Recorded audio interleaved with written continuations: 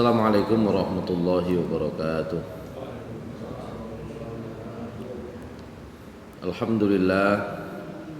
Alhamdulillahilladzi arsala rasulahu bil huda wa dinil haqqi liyudhhirahu 'alad dini kullih wa kafaa billahi shahida. Asyhadu an la ilaha illallah wahdahu la syarika lah wa asyhadu anna Muhammadan 'abduhu wa rasuluhu la nabiyya ba'dah. Allahumma salli wa sallim wa barik ala nabiyina Muhammad wa ala alihi wa sahbihi wa mawalah. Rabbi shrah li sadri wa yassir li amri wa hlul 'uqdatam min lisani yafqahu qawli. Rabbi zidni ilma warzuqni fahma bi rahmatika ya arhamar rahimin. Jamaah salat maghrib kajian rutin di Masjid Al-Ikhlas yang dimuliakan Allah Subhanahu wa taala.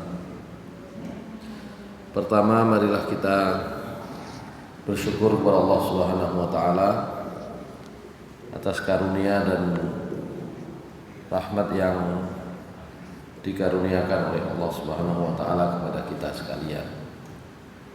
Shalawat dan salam mudah-mudahan senantiasa tercurah kepada Nabi kita Nabi Muhammad sallallahu alaihi wasallam, pada keluarga beliau, para sahabat-sahabat beliau yang mulia, orang-orang yang mengikuti jalan Rasulullah sallallahu alaihi wasallam hingga di akhir nanti. Masyaallah muslimin rahimakumullah. Kita terakhir membahas tentang miqat, ya. Miqat baik itu miqat waktu maupun miqat tempat, ya. Maka termasuk, ya, rukun haji yang menjadi pembahasan berikutnya. Kita akan membahas tentang ihram, ya. Nah, dimaksud dengan ihram di sini nanti termasuk macam-macamnya, bukan hanya tentang ihram sebagai memakai pakaiannya, ya. Tapi nanti juga akan dibahas tentang macam-macamnya.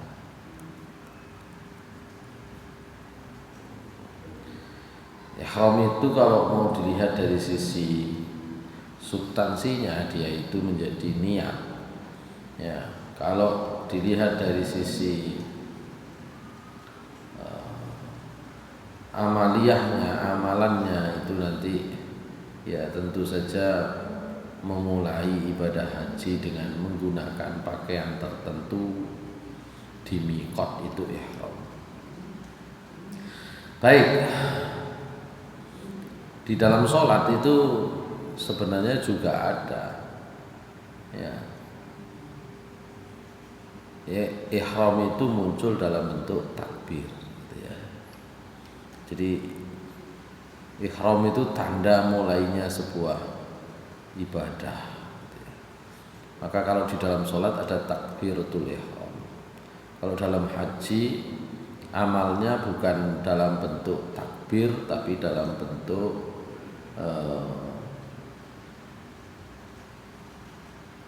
sebenarnya niat yang ada dalam hati, tapi kemudian nanti dimunculkan dalam bentuk kalimat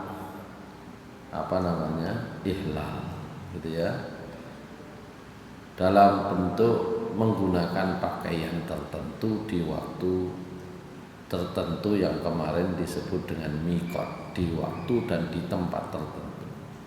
Sholat juga sebenarnya begitu, ada masuk waktunya atau tidak. Kalau nggak masuk waktunya nggak bisa, gitu ya. Termasuk tempatnya juga ada khusus, gitu ya.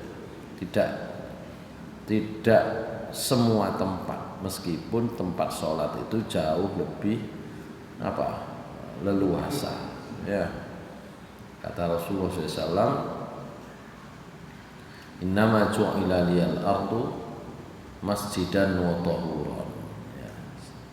dijadikan untuk saya, untuk Nabi Muhammad SAW dan umatnya, itu tanah itu semuanya adalah masjid dan juga alat untuk bersuci, ya. Hanya saja kalau ibadah haji tentu tempatnya itu ditentukan.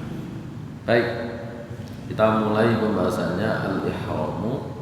Ihram, ta'rifuhu pengertiannya, huwa niyatu ahadun nusukaini al-haji awil umrati au niyatihima au niyatuhuma ma'an. Jadi ihram itu adalah niat haji saja, niat umroh saja, atau niat haji dan umroh kedua-duanya. Itulah definisi singkat dari ihram. Wa huwa ruknun. Nah, ihram itu termasuk rukun umroh, rukun haji. Tentu saja ini didasarkan pada dalil umum. Dalil umum ini ada pada setiap ibadah. A'udzubillahi minasyaitonirrajim. Wa ma umiru illa liya'budullaha mukhlishina lahuddin. Tidaklah mereka itu diperintah untuk kecuali untuk beribadah kepada Allah dengan ikhlas, memurnikan agama untuk Allah. Termasuk sabda Rasul sallallahu alaihi wasallam, innamal a'malu binniyat wa innama likulli imri'in ma nawa. Sungguh amal itu tergantung kepada niatnya, dan sesungguhnya setiap orang akan mendapatkan balasan seperti yang sudah dia niatkan. Wa qad sabaqal kalamu ala haqiqatin niyyah wa anna mahallahal qalbu. Sudah dibahas beberapa kali tentang hakikatnya niat. Hakikatnya niat itu tempatnya di hati. Niat itu di hati, ya.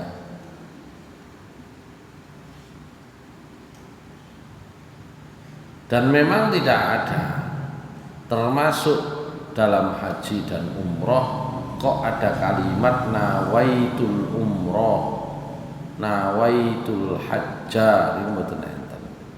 Ya. Ya termasuk usolli, sholah dan seterusnya, gitu ya.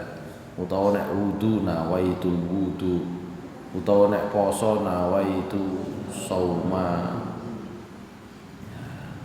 Sekali lagi, kalau itu ada di dalam pendapat para ulama fikih, itu sesungguhnya didasarkan pada pertimbangan luwih mantep ngoten tok. Cuma kadang-kadang nek pun dadi amaliyah itu dianggap sebagai wajib. Enggak ada.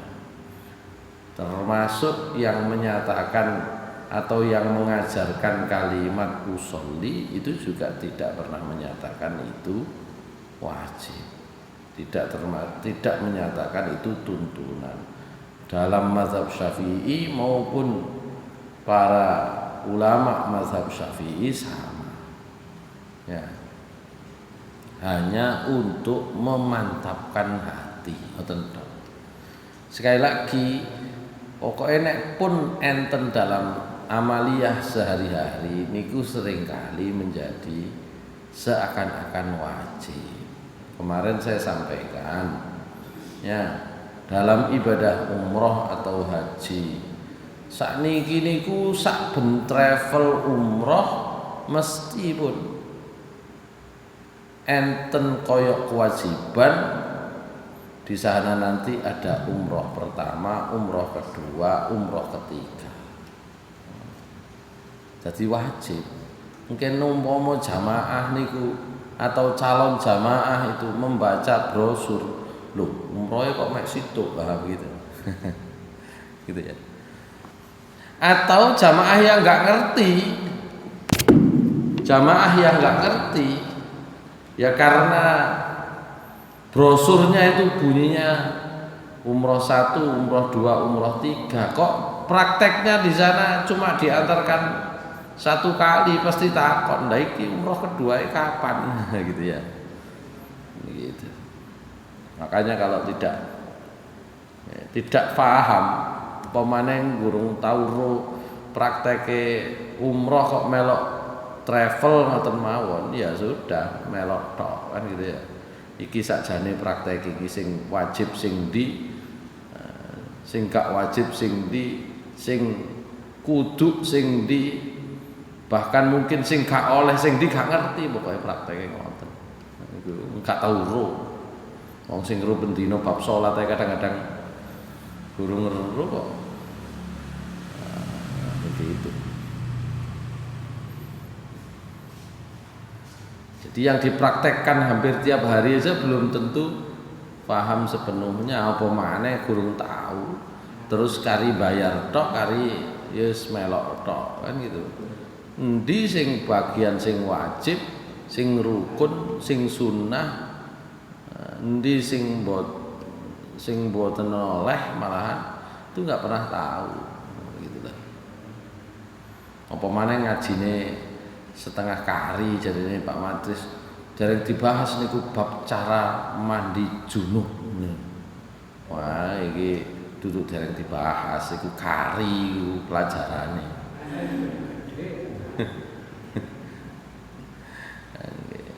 Sudah di awal dibahas contoh mandi junub itu cuma 2, siji teko Aisyah, loro teko Maimunah, pun mboten enten maneh. Karena yang memang mengetahui mandinya Nabi dan menceritakan nggih loro niki. Nek sahabat lanang mboten mungkin semerap. Ya. Sahabat lanang mboten mungkin semerap, ya apa carane mandi junub mboten semerap. Nek perintahe semerap, surat Al-Maidah ayat 6 atau juga nanti ada dalam surat An-Nisa. Tapi karena nggak tahu prakteknya sebagian sahabat, di situ kan jelas wa in kuntum junuban fatahharu. Nek sampean niku junub, kalian semua dalam keadaan junub, fatahharu ai faktasiru, mandi junub lah gitu. Tapi siapa yang sakit au ala safarin au jaa ahadum minkum minal ghaiti aw lamastumun nisaa falam tajidu ma'an fatayammamu sa'idan thayyiban. Tapi siapa yang dalam keadaan sakit, dalam keadaan safar, dalam keadaan baru datang dari toilet terus tidak dapat air, ya maka tayammum lah. Berhubung betul semerat praktek carane, ada sahabat yang junub dalam perjalanan mboten ketemu banyu, gulung-gulung karo praktek. Ya napa perintahe enten tapi prakteke dereng enten. Ya. Makanya kemudian ketika bagaimana kaifiyah atau tata cara mandinya Rasulullah SAW ketika mandi janabat, mandi besar, maka tidak ada yang meriwayatkan kecuali ya kebetulan memang 2 orang istri Nabi Sallallahu Alaihi Wasallam dan beliau berdua menceritakannya, kurang lebih sama, tapi sedikit enten berbeda, gitu ya. Kalau kita kembali ke pembahasan itu, nek jari Aisyah, beliau kalau mandi junub itu beliau pertama wudu seperti wudunya sholat, wudu seperti wudunya sholat. Jelas niku wudu kaya wudune salat niku. Ya.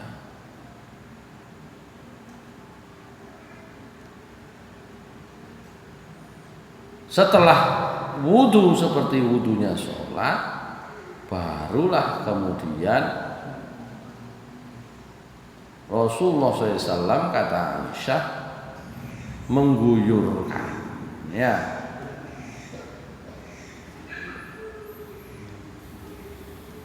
seluruh anggota badannya dengan air.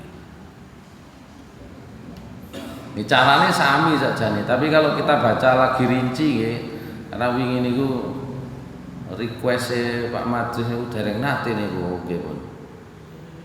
Kula waca mawon. Enten kalih karena ini untuk meningkat. Niki babe wau sakjane dadi bab tentang thaharah, babe niku enten perintah mboten enten prakteke niku angel. Saged praktek. Utawa enten perintah pun enten prakteke pas absen gini ku nggih akhirnya mbayang notok kan ya. Saya baca saja dari awal yang agak panjang itu riwayat dari Aisyah radhiyallahu anha anna Nabiya sallallahu alaihi wasallam kana idza ightasala minal janabati yabda'u fayaghsilu yadayhi thumma yufrighu bi yaminihi ala shimalihi fayaghsilu farjahu thumma yatawaddau wudu'ahu lis-shalah thumma ya'khudhul ma'a fayudkhilu asabi'ahu fi usuli sya'ri hatta idza ra'a annahu qad istabra'a hafana ala ra'si thalatha hafanatin thumma afadha ala sa'iri jasadihi. Rawahul Bukhari wa Muslim. Intine jari Aisyah Nabi SAW nek mandi besar, mandi janabat mulainya dengan mencuci kedua telapak tangan. Mantun niku tangan tengen napa menuangkan air ke tangan kiri, dicucilah kemaluan beliau dengan tangan kiri. Mantun niku napa? Beliau berwudu seperti wudunya sholat pun. Nek pun mari wudu seperti wudunya sholat, ambil air, tangannya dimasukkan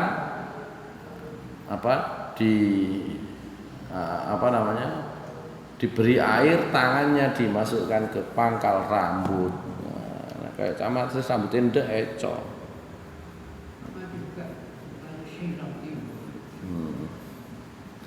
Nggih niku kan ini ya, tergantung karena terkait dengan ketersediaan air pada masa Nabi. Jadi Nabi SAW dalam riwayat yang lain nek mandi junub niku butuh air 4 mud. Ya. Sak mud niku kira-kira 600 mili. Sak botol air mineral sing tanggung niku nggih. Nek damel wudu cukup sak mud. Cukup. Ya. Jadi kalau untuk wudu sak botol air mineral yang tanggung itu cukup untuk wudu. Kalau mandi janabat, mandi junub butuh 4 botol. Ya wong ploso jegur nang jero kolame gitu ya. Mosok adus kaya ngono. Kira-kira kula mbayangno nek teng mriko niku cipuke gawedhe niku. Ya. Cipuke sampean niku lho. Wedhe ya. Niku cukup gawe mandi junub. Cipuk sing wedhe buntel biasane enten tanganane tengah ngeten iki lho biasa jaman biyen ya. Niku sak. Jadi sak siraman niku cukup zaman biyen niku damel mandi junub. Nek wong kene gawe sak siraman. Ya cuma begitu. Yang penting karena itu adalah pangkal rambut itu basah gitu kan. Kalau sudah baru disiramkan ya gitu. Disiramkan dimulai dari bagian yang kanan. Napa kok dipilah-pilah ngoten niku? Karena airnya itu terbatas. Nek banyune akeh mboten arek dipilah-pilah. Jadi dipilah-pilah itu karena air yang terbatas dialirkan diratakno ngoten sampai semua kena gitu ya. Baru yang kiri semua kena gitu loh. Kok mboten diukur ngono kok dereng karuan les kabeh pun entek banyune. Nah, gitu ya. Intinya di situ. Cuci kedua tangan, cuci kemaluan, kemudian wudu seperti wudu sholat, baru kemudian mandi. Itu kalau riwayatnya Aisyah radhiyallahu anha. Kalau riwayatnya Maimunah istri Nabi yang lain sedikit berbeda. Podo wau di awal wau podo. Ya. Di awal podo baru ketika wudu sampai mencuci kedua tangan ya pun mari disiramno gitu. Nanti terakhir sebelum keluar, sebelum selesai cuci kedua kaki. Ngoten tok bedone. Nek Aisyah radhiyallahu anha wudu seperti wudunya sholat, berarti mulai dari awal sampai akhir mencuci kaki baru disiramno. Kalau Maimunah sama, di awalnya sama, cuma ketika prakteknya adalah sudah sampai pada wudu, maka tidak sampai selesai, siram dulu semua, baru kalau sudah akan keluar cuci kedua kaki. Loh, kan pun disiram, enggak, tapi mungkin metune dicuci kaki. Dan penting itu kata riwayatnya Maimunah itu. Niki penting bagian akhir ketika mencuci kedua kaki itu adalah untuk mandi di tempat-tempat atau bahkan bukan untuk mandi, mungkin juga wudu, mungkin juga bersuci di tempat-tempat yang mungkin rodok napa nggih ngecembeng banyune ya gitu ya. Karena ketika mencuci kedua kaki itu Maimunah menceritakan summa tanaha min maqamihi fa ghassala qadamaihi qalat fa ataituhu bi khirqatin falam yaridha wa ja'ala yanfidul ma'a biyadihi. Jadi ketika akan mencuci kedua kaki beliau tanaha min maqamihi, ya, menjauhkan dari tempat berdirinya tadi. Dadi mang aduse teng mriki kira-kira rada ngecembeng, golek nggon sing rada garing baru dicuci kakinya. Ini penting karena mungkin dalam riwayatnya Aisyah situasinya enggak sama. Neng omahe Aisyah kira-kira salokane alirane langsung hilang plas. Ya. Nang omahe Maimunah mungkin rada enten buntune kan gitu. Gitu ya. Ya ini hikmah, bukan mungkin itu kok marung ngira-ngira Maimunah kaya ngoten mboten. Tapi ini hikmahnya. Hikmahnya kita bisa membayangkan kalau kita punya dua keadaan. Siji kira-kira jedinge niku. Ya, aliran airnya, aliran selokannya, ya, pembuangan airnya itu lancar, enak, apik. Seperti itu sudah selesai. Tapi kalau ada tempat kita untuk sholat, mandi atau mungkin berwudu atau mungkin sekedar untuk pipis ya, kok tempatnya itu airnya itu tidak lancar pembuangannya, mungkin di toilet sekolah, toilet umum dan sebagainya. Nah ini cara ini menjadi penting. Beliau pindah dari tempatnya, ya, kemudian beliau cuci kakinya ketika sudah terhindar dari tempat awal, karena tempat awal nek biar biur nggih cembeng kan gitu nggih. Itu dua riwayatnya. Mungkin pun ngomong mana dereng disampaikno ya.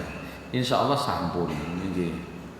Tapi itu menjadi catatan bahwa jangankan yang dilakukan bendino terus nate dicuntunno niku mawon itu saja kita kadang-kadang masih masih belum sepenuhnya selesai tuntas.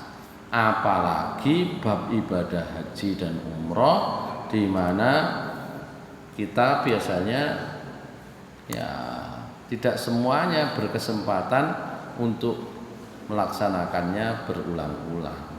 Pisan karo terima jarine travel ngono kan, mboten semerlap. Gitu.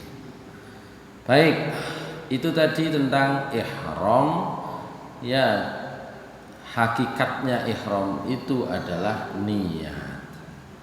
Dan niat itu mahalluhal qalbu, tempatnya di hati. Baik. Nah, dalam ihram itu ada adabnya. Ada ketentuan-ketentuan yang seyogyanya dipenuhi. Yang pertama an-nadzafatu. Nadzafah, bersih. Nek saged tatahaqqaqu bitaklimil azafir wa qassis syarib wa nafil ibti wa halqil anati wal wudu awil ightisal wa huwa afdal wa tasrihul lihyah wa sya'rur ra'si.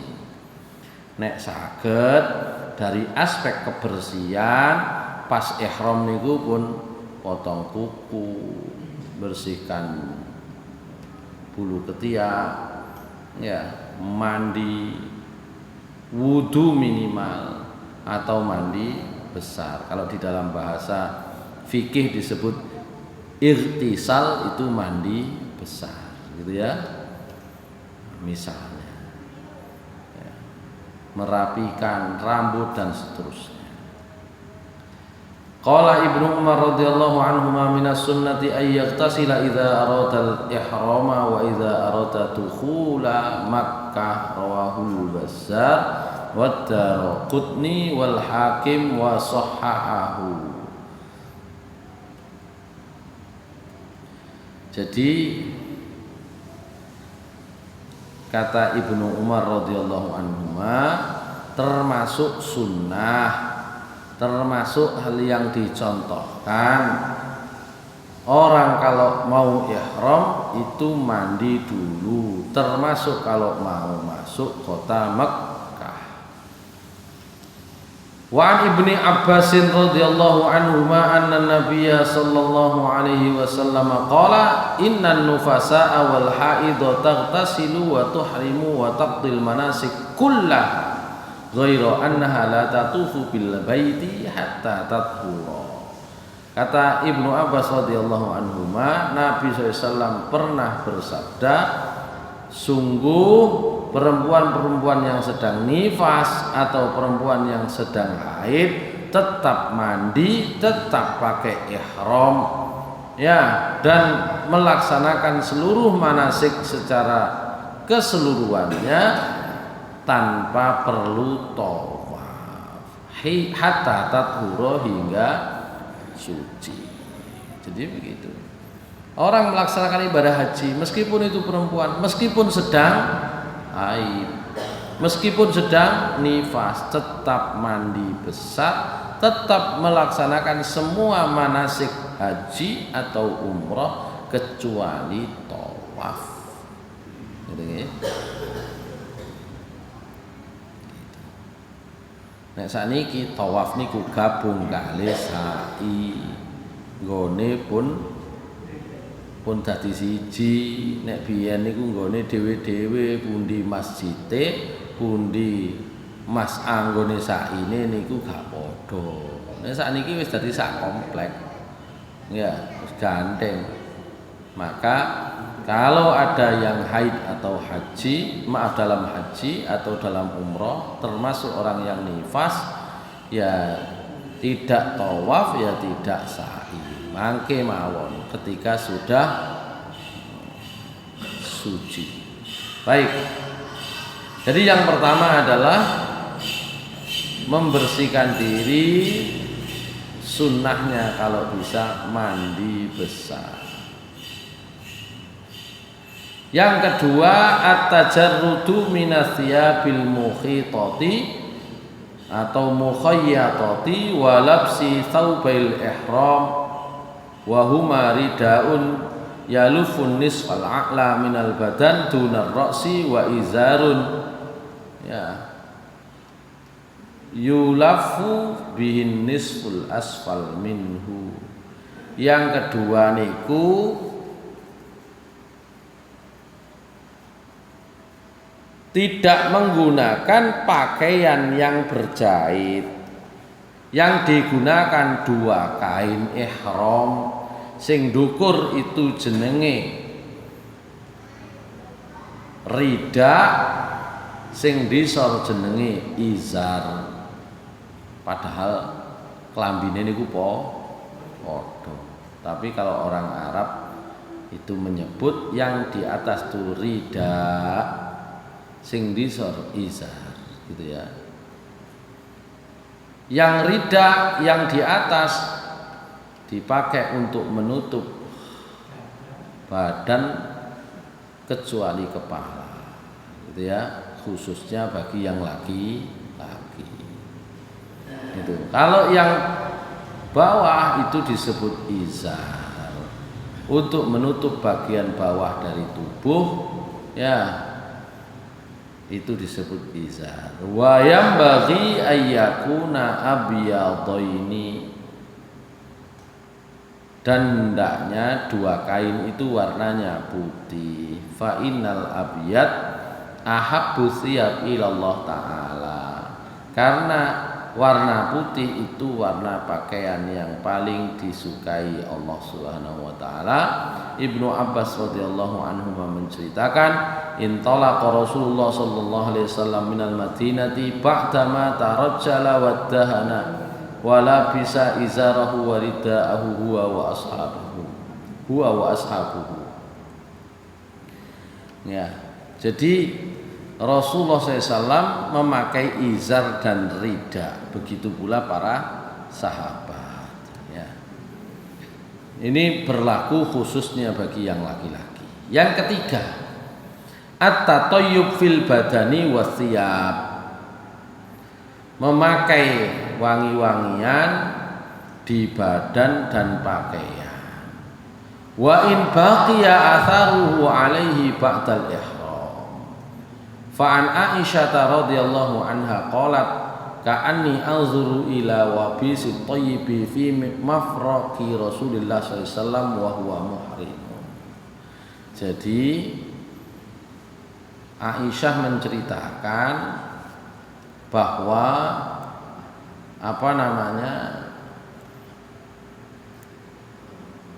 bekasnya, menapa bekas ya, nek wong mriki ngarani napa ya, capete napa jenenge, wangi-wangiannya Nabi sallallahu alaihi wasallam itu saya masih kelihatan padahal beliau sedang ihram. Jadi gaene sadurunge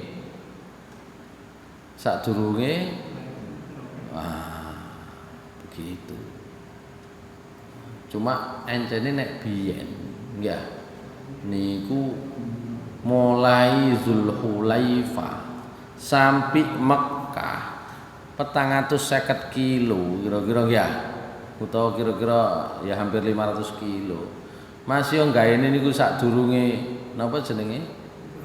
Sadurunge pakai ihram. Ya. Berhubung saking adohe nggih kira-kira ambune nggih pun ngalih. Intinya kalau sebelum pakai pakaian ihram masih diperbolehkan pakai wangi-wangian, gitu ya. Itu intinya. Baik, khususnya di badan. Ya, kalau sekarang hitungannya mek jam gitu loh.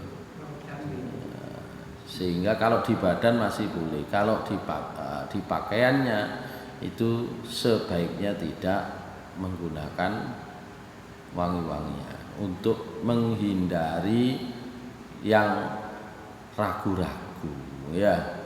Kok antara berpendapat boleh dan tidak boleh, hilangkan ragu-ragunya, wis timbang resiko kan gitu nggih. Tapi kalau di badan boleh, artinya mandi sebelum pakai pakaian ihram gawe sabun sing wangi, gawe wangi-wangian boleh, gitu ya. Itu at-tatayyub, pakai wangi-wangian.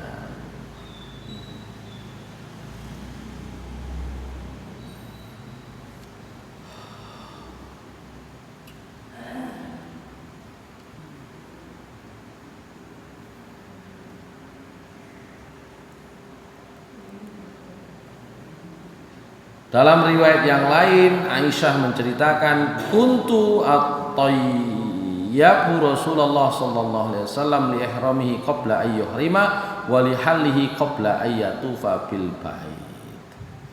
Saya pernah memberi wangi-wangian kepada Rasulullah SAW ya untuk ihramnya sebelum beliau ihram. Sebelum beliau ihram. Jadi klambine dikai wangi-wangian sadurunge ihram. Awake dikai wangi-wangian sadurunge ihram.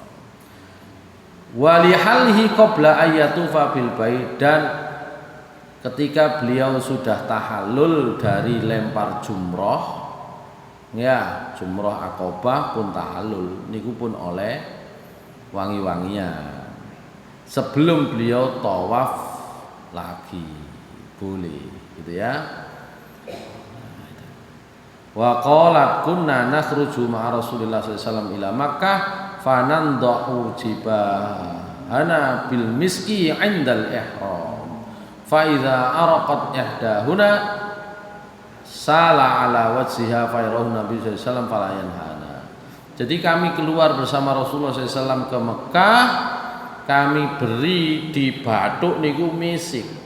Nang bathuk diusapi minyak misik, minyak wangi ya ketika akan melaksanakan ihram. Bahkan ketika napa jenenge keringetan niku mili ambune nggih terus. Dan Nabi sallallahu alaihi wasallam melihat kami, melihat yang seperti itu dan tidak melarang kami. Jadi nek sadurunge ihram boleh gitu ya, pakai wangi-wangian.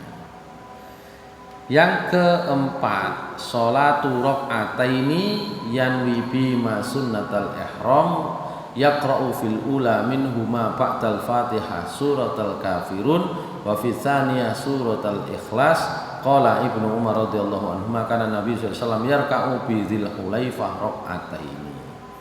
Jadi di tempat di miqat namanya Zulhulaifah atau sekarang namanya Bir Ali, Rasulullah SAW sholat sunnah 2 rakaat. Itu diantara adab ya, cara yang disunnahkan oleh Rasulullah saat memulai ihram. Sekarang anwaul ihram, macam-macam ihram. Macam-macam ihram itu akhirnya artinya macam-macam niat haji. Al ihramu anwa'un salasa, ihram niku enten telung macem. Artinya niat haji niku enten telu. 1 qiron, 2 tamattu, 3 ifrad. Wa qad ajma'al ulama'u ala jawazi kulli wahidin min hadhil anwa'i salasah. Para ulama sepakat boleh niat salah satu dari 3 macam niat haji ini, niat ihram ini. Fa Aisyah radhiyallahu anha qalat, dari Aisyah radhiyallahu anha beliau menceritakan, kharajna ma Rasulillah sallallahu alaihi wasallam amma hajjatil wada, faminna man ahalla bi umrah wa minna man ahalla bi hajjin wa umratin wa minna man ahalla bil haji wa ahalla Rasulullah sallallahu alaihi wasallam bil haji. Kata Aisyah radhiyallahu anha, kami keluar bersama Rasulullah tahun haji wada. Di antara kami ada yang ihlal dengan umroh. Jadi ahalla bi umratin. Wa minna man ahalla bi hajjin wa umratin. Di antara kami ada yang ihlal dengan haji dan umrah. Wa minna man ahalla bil haji, dan di antara kami ada yang ihlal hanya dengan haji. Ihlal itu nanti kalimatnya labbaik Allahumma umrotan, atau Allahumma labbaika umrotan, atau labbaika umrotan. Niku nek umroh tok. Nek umroh kali haji, nek umroh tok berarti di sini maksudnya niki berangkat pertama niku ihlal untuk umroh saja. Berarti yang dilakukan pertama kali itu adalah tawaf untuk umroh. Mangke nek pun tanggale haji budal maneh ihlal haji. Niki sing jenenge haji tamattu. Ya, kebanyakan kita Indonesia ini ya haji tamattu ini. Jadi sing pertama umroh. Jadi umroh pertama, tawaf pertama itu tawaf umroh. Teko pertama nang Mekah niku tawaf, terus sa'i, terus tahallul itu untuk umroh. Mantun niku aktivitasnya bebas. Waktu sampai tanggalnya pelaksanaan manasik yang ada di mana? Armina, Arafah, Musdalifah dan Mina, Arafah, Musdalifah dan Mina itu nanti ketika akan berangkat ihlal lagi untuk haji niku tamattu. Tapi wa minna man ahalla bi hajjin wa umratin, di antara kami ada yang ihlal dengan haji dan umrah. Jadi labbaika hajjan wa umratan. Ya, langsung bareng niku nanti namanya haji qiran. Enten sing ahalla bil haji mek situ tok. Labbaika hajjan itu jenenge haji ifrad. Dan amma man ahal wa ahalla Rasulullah SAW bil haji. Sementara Rasulullah ihlalnya adalah haji saja, ifrad. Enten penjelasannya nanti bagi sahabat yang lain. Ini kan ceritanya Aisyah. Bagi sahabat yang lain, kami itu nggak pernah tahu ini umroh nopo haji, bapak sing dikongkon Nabi ya diunekno. Karo bedane dereng semerap bedane pada masa awal itu nggak tahu bedanya. Rangkaiannya itu juga belum tahu, termasuk caranya juga belum tahu. Pokoknya sing dikongkon diucapno ya diucapno, sing dikongkon dilakoni ya dilakoni. Tapi kata Aisyah radhiyallahu anha, yang dilakukan oleh Rasulullah SAW adalah ihlal haji saja namanya, berarti beliau hajinya haji ifrad. Terus enten sing kepingin haji ifrad aku, ya monggo. Tapi syaratnya nanti disebutkan, saya kira sudah dibahas dalam hadis yang panjang ya tentang cara hadis hajinya Nabi. Ya. Syaratnya kita manggeret wedhus. Niku gak iso. Ya. Mulai omah ngeret wedhus itu iso ya haji ifrad. Kalau panjenengan gak iso, ya rata-rata akhirnya tamattu. Gitu ya. Fa amma man ahalla bi umrah fa halla 'inda qudumihi. Adapun yang ihlalnya hanya untuk umroh saja yang pertama, maka dia bisa tahallul ketika datang. Jadi datang, tawaf, sa'i, tahallul, berarti itu untuk umroh. Hajinya berarti haji tamattu. Nanti ketika haji dia ihlal lagi untuk haji. Wa amma man ahalla bi hajjin aw jama'a bainal haji wal umrah falam yuhilla hatta kana yaumun nahri. Sing haji qiran kali haji ifrad, maka dia tidak tahallul sampai selesai tanggal 10 waktu nyembelih. Nah, soro. Sing haji ifrad, sing haji qiran. Haji qiran niku amale siji tapi niate kali umroh ambek haji. Niku kaitan pakai ihram sampai selesai itu pakai ihram. Oh, soro niku. Sampeyan gawe klambi ihram ae modol-modol lah ta. Nek gak iso diluk melorot, diluk ucul lah ta. Ya. Apa maneh nggo klambi mek ya iku tok. Kan gitu nggih, enggak nggo salin. Ya opo kira-kira kan gitu ya. Apa maneh nang toilet kudu ngantri. Ya. Karena gupuh nyantolno roto apa gak bingung sampean nonton niku. Ya. Ya gitu. Maka yang paling mudah karena itu para sahabat Nabi hampir semuanya oleh Nabi SAW diarahkan untuk haji tamattu. Beliau sendiri haji ifrad. Beliau nggak standar sing rada abot gitu. Sahabat-sahabat tamattu standar sing gampang gawe wong akeh gitu. Itu bedanya ifrad, qiran, haji tamattu. Gitu ya. Itu bedanya. Baik. Makna qiran tadi sebenarnya sudah dijelaskan ya.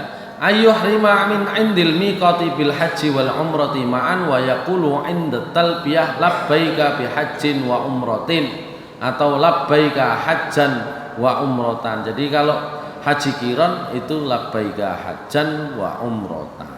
Ya. Jadi mulai awal sampai selesai ketika apa namanya sudah apa tadi potong hadiyu, nah itu baru bisa lepas tahallul. Makna tamattu wa tamattu wal i'timar fi asyhuril haji tsumma yahujju min amihi alladhi i'tamara fihi wa summiya tamattu'an lil intifa' bi ada'in nusukaini fi asyhuril haji fi amin wahidin min ghairi ayyarji'a ila baladih. Tamattu niku umroh di bulan haji. Bulan haji niku napa? Bulan haji niku napa? Mulai Syawal dhisik. Niku sudah masuk bulan haji. Ya. Kemudian baru Zulqa'dah, baru Zulhijjah. Karena bulan haji itu ada di bulan-bulan haram situkne Rejab. Tapi pelaksanaan contoh Nabi bulan haji itu ya mulai Syawal sampai Zulhijjah. Napa opolane budale niku lho Syawal akhir-akhir bulan. Kloter siji. Ya. Niku. Meskipun tergantung nanti bisa juga di awal Zulqa'dah. Begitu. Itu sudah masuk. Jadi umrohnya di bulan itu, hajinya di tahun yang sama. Karena bulan Syawal itu bulan nomor 10, bulan Zulqa'dah bulan nomor 11, bulan Zulhijjah bulan 12. Nek wis kliwat niku berarti pun tahune beda. Nggak bisa. Jadi kalau bisa berurutan itulah haji tamattu. Umrohnya masih di bulan yang sama, bulan haji yang sama dengan hajinya nanti. Karena sampai nek kloter siji Cak Madris. Ya, kira-kira ngenteni ini hampir bisa disebut 1 bulan. Jadi 1 bulan hampir 1 bulan sampai ngenteni ini tok.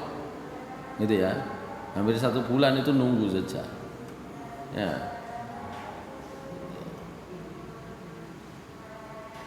Itu kalau kloter awal. Nah, ini kloter 2 enak. Ya. Baik. Disebut tamattu ya karena pelaksanaan dua manasik, 2 ibadah umroh dan haji di bulan haji di tahun yang sama sebelum atau tanpa pulang ke rumah atau ke negerinya. Kenapa? Karena mutamatti yatamatta'u ba'da tahallul min ihramihi bima yatamatta'u bihi ghairul muhrim. Min labsi thiyab wa tib wa ghairi dzalik. Karena disebut tamattu wong niku saged seneng-seneng mari tahallul umroh saged nggih klambi biasa. Ya. Saged nggawe wangi-wangian, saged adus nggawe sabun dan seterusnya. Nah, gitu. Itu disebut tamattu. Baik. Tapi saya kira tadi sudah saya jelaskan singkat ya. Tamattu seperti apa, qiran seperti apa, ifrad seperti apa.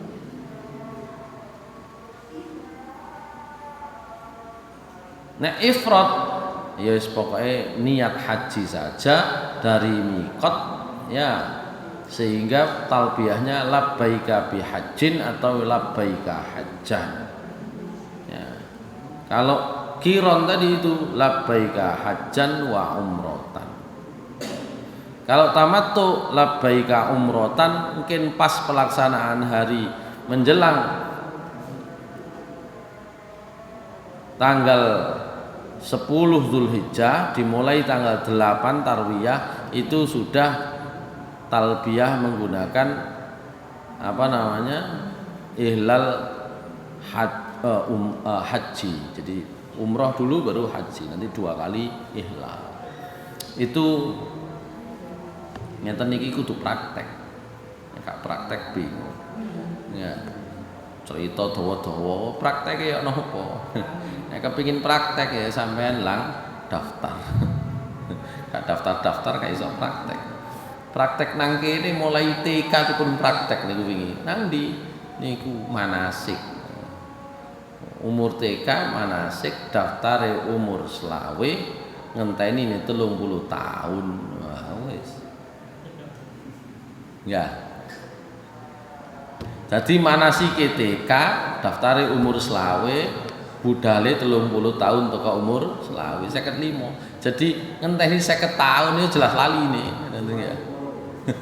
Ya.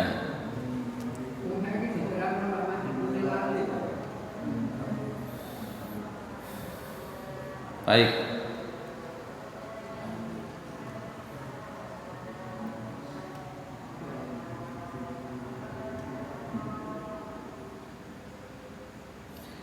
Mana yang lebih utama?